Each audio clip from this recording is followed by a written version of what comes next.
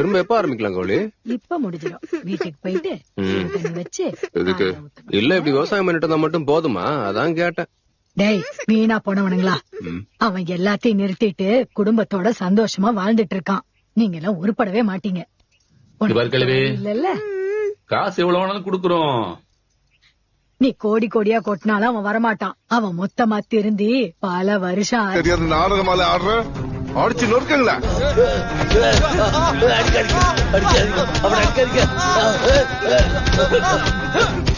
மழை கவலை கூட அந்த கடவுள் எப்பவுமே இருக்காண்டா. அவனுக்கு துணையா கடவுள் இருக்கானா, நமக்கு துணையா சனிதாமல இருக்கான்.